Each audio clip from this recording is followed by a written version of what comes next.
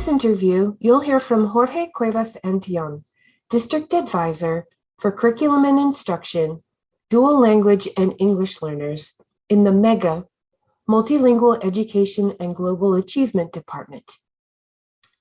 He draws on his wealth of experience in grant development to share the foundational skills that have underpinned his successes with grants and the spirit of service that drives his work.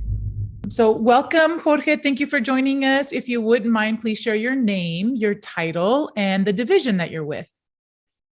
Hi, everyone. I'm Jorge Cuevas Antillón. I'm the District Advisor for Curriculum and Instruction at the MEGA Department, the Multilingual Education and Global Achievement Office within the LLS division of the San Diego County Office of Ed. Thank you for inviting me. Oh, thank you for being here, Jorge. What has your experience either at SDCOE or with other districts been that involved grants? Well, it's funny you asked that because my first grant was when I was 19 years old, and I think it was for $7,000. That was a grant because I was working in a tutorial project for kids that were near the university. So younger students were supported by college-age volunteers, undergrads mostly. And so we approached the office of responsible for grant and funding, and they said they would help us, and I wrote a grant and we won. So I was pleased. That was my first grant ever. I was super young and I realized, wow, there is dollars out there to support kids and causes that matter. And it's funny that this many years later, it's still kind of the same theme because most of our students that we were helping were migrant education students. They were English learners. They needed help with literacy. They were also acquiring the English language. And all of them were high poverty in a very impoverished community. That's pretty much the theme of most grants that I write. So anything I'm involved with tends to be that population. And at the county office, because I'm part of MEGA and our department wraps around the needs of students who are newcomers, English learners, refugees, American Indian students, and other students who are underserved by schools. Most of the grants I am involved with are about supporting those students with additional services they normally cannot get from their school day in order to hopefully provide something powerful for them. So I've had the privilege of working with you and getting to know you a little bit. You've helped several different managers with their grant applications, large and small.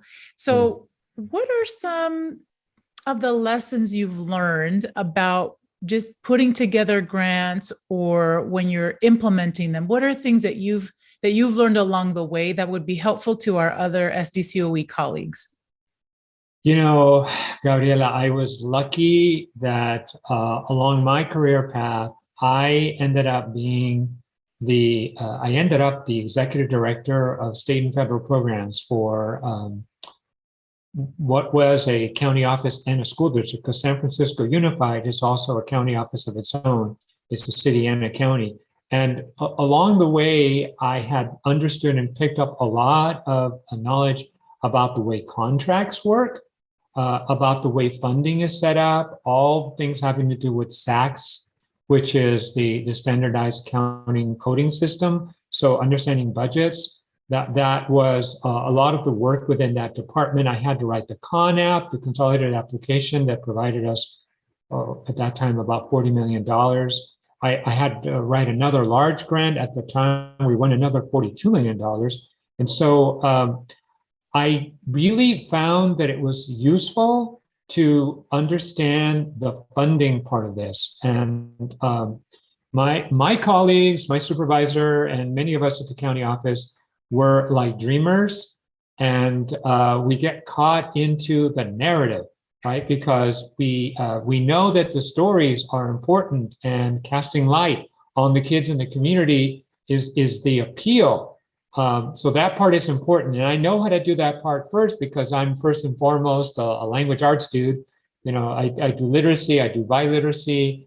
And I recognize that early on that putting together a convincing fiscal argument can put you ahead of other grant applications. So often what I get asked to do is to balance the books. So I end up asking very practical questions. How many people are you serving? What kind of role do they have? Is it outside their normal work hours? Are you providing subs? You know, do you need to ship people somewhere to do something? Do you need to get speakers?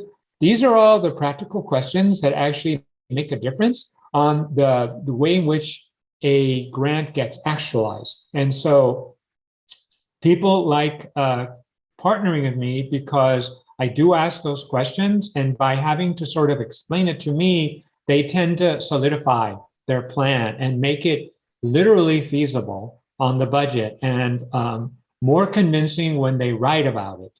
And so that's often what I do with colleagues, is sit down and say, okay, you know, there's only so much money. Let's take your dream and make sure that it fits within, you know, the amount of resources that you have. And I do that with much patience and, you know, humility, because, you know, I'm keeping someone's concept of helping students and communities alive with what I do. So I see myself as being a servant to their goals. Mm-hmm. Now, you've been involved with several grants recently that were funded. And so we've had one a little over $14 million to address some gaps in literacy with our students. And I know it's a big partnership with St. Mary's College, and you and Cynthia Kraft work diligently to be able to bring that together. What does it look like or feel like when a team at SDCOE is moving towards that implementation phase and things come together? Definitely, when we work towards something that is new or outside the box, I get excited because I see the potential of doing things in different ways that really hopefully reach out to communities in more powerful leveraging procedures and services. So that always excites me.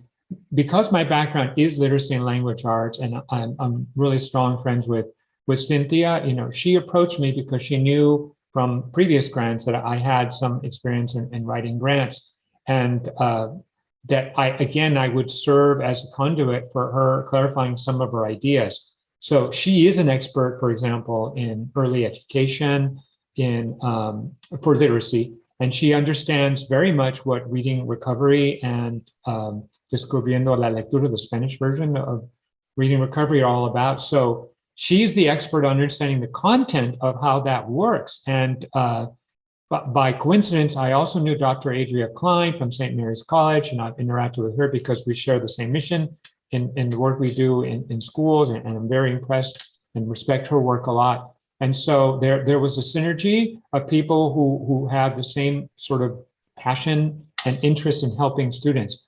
And in their case, they had an idea which was validated by the science, because there is federal evidence within the What Works Clearinghouse to document that what we were proposing is backed up by, you know, evidence that is scientifically based, which was good for us in terms of being a strong competitor for putting the grant out. So you have to read these grants super carefully to understand the parameters. And so I understood the importance of the scientific evidence of the pitch being made for learning acceleration. And I saw it that way. And, you know, I think that made a difference on the grant that we proposed that ended up winning in partnership with St. Mary's College.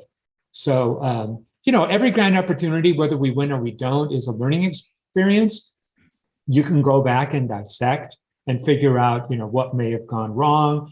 You're lucky when the grant provider gives you feedback and invites you to apply again. That happens sometimes. And so, you know, you can't think of these as always a loss, but instead think of it as an opportunity to become even stronger in putting forth a vision and idea and shopping it around, perhaps with other funders. Now, what are some of the challenges you've encountered, whether you're writing a grant or implementing a grant? What are some of those hurdles that you've had to get through? Oh gosh, the challenges. I have to tell you that a lot of these grants come with impossible timelines. So I do realize that the feds and the state, they're under their own pressures on putting things out there. But they often release grants very badly timed in terms of where we are in the school year when you're needing to collect things. They also give short timelines, and those short timelines, I can tell you that every grant that I've worked on has always been after hours. It's always been evenings, weekends, vacations, anytime you can spare, because when it comes, it's immediate. It requires a lot of different pieces pulling together. So, as a person who's been in administration a lot, I recognize that, as a salaried employee, there's the chance to bring in something that's powerful and helpful, and you can bring in a couple of other positions that are doing the things that you believe in as a department. And so, I put the time in. But I would think that the amount of time and dedication needed to get something done requires a lot more of us. And I always feel bad for my colleagues who have kids, or taking care of aging parents like I do, because, it does require an investment of you and can exhaust you. I mean, talking, writing things until 2 or 3 o'clock in the morning sometimes. But a lot of us do it just because we care, because we love it, and because we believe in the vision and believe in the project. So it keeps us going. So for me, it's being able to understand that you may have to go out of your way, but the payoff is so great that for many of us, it's what keeps us going and getting past all the paperwork hurdles that are inevitably part of the grant. So speaking about that, what has been your greatest joy in working with grant-funded projects? I really love seeing projects that help out high poverty communities. I think it's unfair to expect that schools and districts alone transform the society. I've always felt this. That's why I'm really in other causes. I served on a statewide nonprofit that builds affordable housing across the state. And we housed like 10,000 people, which is just a drop in the bucket on the need out there. Folks who had been, homeless, high poverty, that really needed the extra help because rent is so hard. I recognize that schools alone, districts alone, they don't transform communities, although we're seeing opportunities with grants recently. I'm talking specifically about the community schools grant, where the idea is that the school itself becomes a hub of the community. That's great for redressing issues that are sort of immediate: social services, health services, hunger. These things are all important, but we still have issues of affordable rent. We still have issues of job opportunities, unsafe neighborhoods. These are hard to resolve with just a community schools grant. So for me, the lesson to these grants is to say that you can make a difference on the next generation, but truly transformative grants need to be integrated with things that are a lot broader than just the school context. So I'm hoping that eventually, as a county office, we can start partnering with departments of health, with the social services that really stretch what a school is about, kind of like what this community school grant is after. But it would be great if we could also address housing inequities and also job opportunities at the same time. So that kind of grant that is all powerful and truly going to make a difference in the communities are not opportunities I see yet. But I think eventually people will start to recognize the role of schools as only one institution in a community that can actually transform things. But we are a very strong partner. And so my joy is still being able to see more students learn to their highest academic potential. And, in the case of projects I work with for scholarships, to see the kids actually get a literal scholarship, to go to college, it really closes the loop of expectation. So that's my joy, of just being able to serve and seeing that I'm making a difference what I can. Now, what if you have a new SDCOE colleague joining your division or perhaps even your department, and they're grant funded? So they weren't involved with the grant application, but they're going to be hired to help do some of the work. What are your grant pro tips for this person coming in to a grant funded position or project? What would you recommend to your new colleague? I mean, absolutely. You need to read, if you're a part of a grant, the grant in its entirety. So understanding what was expected. But then you have to also be flexible, because the grants evolve. Sometimes districts pull out some of your clients in the grant. Sometimes certain districts need more resources. Sometimes you find you need, a couple of consultants. So you have to understand that the spirit of grant and pay attention to the goals, but you also have to remain as open as possible to wrap around the needs of the community and really respond to the evolution of the grant as it's going to inevitably change over time. Right now, my department is really big on liberatory design. And one of the tenets of liberatory design is being empathetic to the community. So we can't just go in saying we know what to do. We have to go in and listen. Certainly we do needs analysis when we do grants, grant applications. Sometimes we don't get to do it in depth. But then once we win the grant, we have to also be able to be flexible and to also advocate for the communities that we're serving by talking to the funders, be it the federal sources or the foundations or the state, or even in some cases, local grants. And we want people to really hear the stories. So within liberatory design, it is understanding the personal narrative and its value as an asset to making transformation happen by being a service provider that's open to hearing out those stories. That's all part, in my mind, of what a person needs to do when they're in a grant, of course. The other thing is to pay attention to is that I do think it's good for all of us to get some insights about contracts, about the bureaucracy of paperwork that has to do with establishing contracts, about understanding how budgets work and how to make budgets be transformed as you learn. You have to make adjustments, understanding degrees of latitude, and then making a persuasive argument that is on behalf of the people we serve, the LEAs and the school districts. So those would be some of my advice. I would definitely urge anyone who's new to a grant to just get mentored with somebody in the county who's already done it, because if they wrote it, if they've been a part of some in the past, they have knowledge to share, and it's our obligation to make sure that our colleagues who are new in this work can also continue to see opportunities for our county by way of the knowledge base we can share.